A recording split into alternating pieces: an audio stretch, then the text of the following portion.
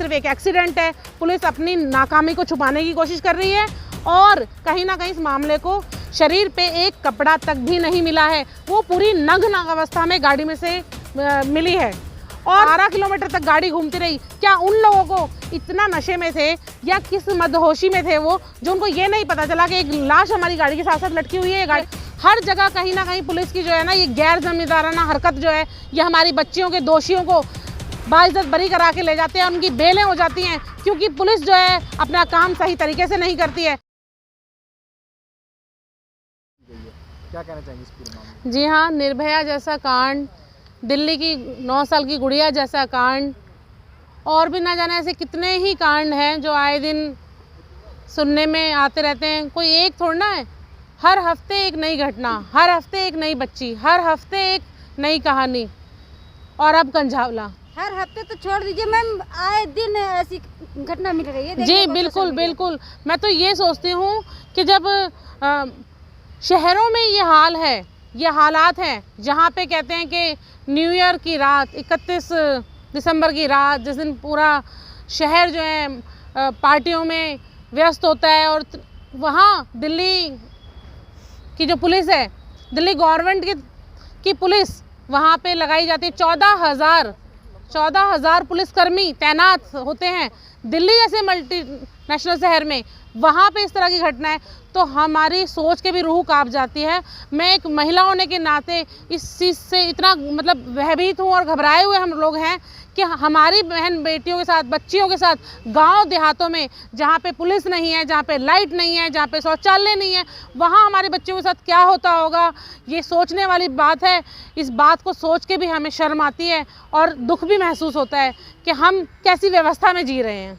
देखिए, चाहे भीम आर्मी आए, आर्मी का कहना है, जी, उन्होंने एक आह्वान किया कि जितने भी हमारा बहुजन समाज है, बहुजन बेटी है वो तो बहुजन समाज है, उन्हें न्याय दिलाने के लिए सब आए, सब मंगोलपुरी पहुँचे, मंगोलपुरी सुल्तानपुरी जहाँ जो निवास स्थान बता रहे हैं वो वहाँ पहुँचे और सारा बहुमत इकट्ठा हो।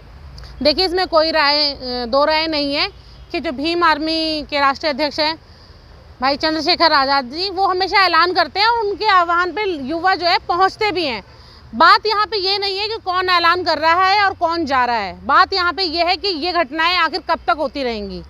हम निरंतर, मैं खुद दिल्ली कैंट का जो प्रोटेस्ट हुआ था उसकी मैं खुद चश्मदीद गवाह हूँ, मेरे हस्बैंड भी, और हमारा सवाल ये है कि हम इकट्ठे होते हैं, हाव हल्ला मचाते हैं, 4 दिन 10 दिन 15 दिन प्रोटेस्ट करते हैं, धरना प्रदर्शन करते हैं, नारे लगाते हैं, जो भी हमसे बन पड़ता है हम करते हैं, लेकिन इसका स्थायी समाधान गवर्नमेंट कब निकालेगी?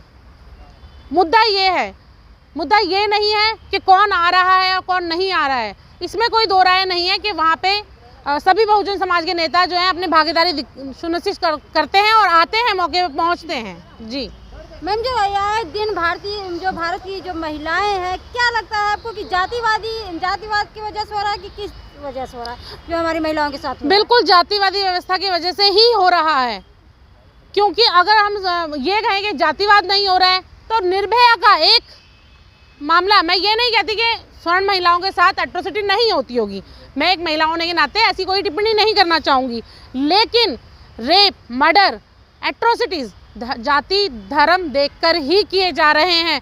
क्योंकि एकदम से ऐसे कैसे बाढ़ आ गई, एकदम से ऐसे कैसे तांता लग गया कि आए दिन बहुजन बेटी, एक दिन आपने जैसा भी खुद ही कहा, एक दिन भी ऐसा नहीं जा रहा है जहां बहुजन बेटियों के साथ रेप, बलात्कार, मर्डर जैसी घटनाएं नहीं हो रही हैं, एक दिन भी नहीं जा रहा है और आप सभी इस चीज़ से परिचित हैं। मैं ये कहती हूँ कि गवर्नमेंट कब जागेगी? गवर्नमेंट हमारे बच्चों की सुरक्षा की जिम्मेवारी कौन लेगी? कौन सी गवर्नमेंट है जो आगे आके कोई ठोस निर्णायक कदम उठाएगी कि जो हमारी बच्चियों के साथ सुरक्षा जो है बढ़ाई जाए और सुरक्षा में हमारी बच्चियाँ सेफ कैसे रह पाएंगी? क्या कांग्रेस करेगी, क्या आम आदमी पार्टी करेगी, या बीजेपी सरकार करेगी, या हमारी बहुजन समाज पार्टी करेगी? कौन करेगी आखिर? मुद्दा ये है हमारा, हम आखिर कब तक ये एट्रोसिटीज़ की हमारी छोटी छोटी बच्चियां जो है शिकार, क्या हम अपनी बच्चियों को घर में कैद कर लें? क्या हम अपनी बच्चियों को स्कूल जाने से रोक लें? क्या हमारी बेटियां नौकरियां नहीं करेंगी? क्या हमारी बेटियां जो समाज के साथ है, जो जन चेतना चली हुई है, क्या कंधे से कंधा मिला के? मैम, अगर क्या मायावती देश की प्रधानमंत्री होती तो इस तरह की घटनाएं होती? हो सकता है कि नहीं होती, क्योंकि जो उनका शासनकाल जो रहा यूपी में, वो कहते हैं, नाम बोलकर बहन मायावती का नाम। हाँ जी, बहन मायावती जी का जो शासनकाल जो यूपी में रहा वो इतना जबरदस्त उनका शासनकाल रहा, क्योंकि मुझे लगता है कहीं ना कहीं वो एक राजनेता होने के साथ साथ एक महिला भी हैं और वो बच्चियों की सुरक्षा को बहुत अच्छी तरह जानती हैं।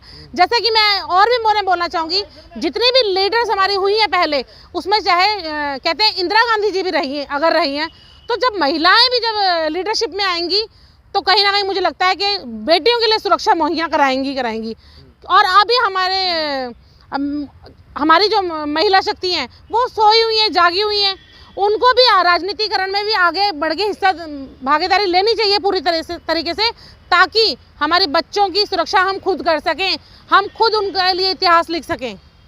जिस दिन 31 दिसंबर की रात, जिस दिन कहते हैं कि दिल्ली में 14,000 पुलिसकर्मी तैनात थे, उस दिन इतनी शर्मनाक घटना घट जाती है कि एक बच्ची का एक्सीडेंट भी होता है, वो टकराई भी होगी और उसके बाद वो गाड़ी में फंस के 4 किलोमीटर, 8 किलोमीटर, यहाँ तक कि 12 किलोमीटर की भी बात सामने आ रही है, लेकिन अभी पूरे जो आंकड़े हैं वो हमारे पास नहीं है, साफ नहीं है। एक गाड़ी में बच्ची को घुमाया जाता है, राउंड एंड राउंड गाड़ी एक ही गोल चक्कर पे, एक ही रूट पे घूमती रहती है और लगभग 2:30 बजे से लेके 3:30 बजे तक 1 घंटे वो गाड़ी वहीं घूमती रहती है। कितने राउंड उस गाड़ी के हुए होंगे, 12 किलोमीटर गाड़ी वो चलती है और एक लाश लटकी रहती है। किसी पुलिस वाले की नींद नहीं जागी।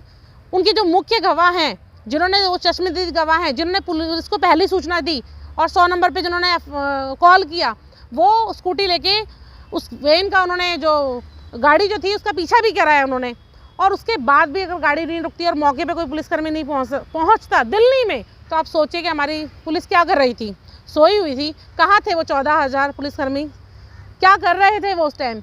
या वो गहरी नींद सो रहे थे जब वो। और देखिए एक और भी संदिग्ध है, पुलिस का बयान है कि बच्ची के साथ रेप नहीं हुआ होगा। कैसे कह सकते हैं? बच्ची की बॉडी पे एक कपड़ा, एक चीथड़ा तक नहीं मिला है।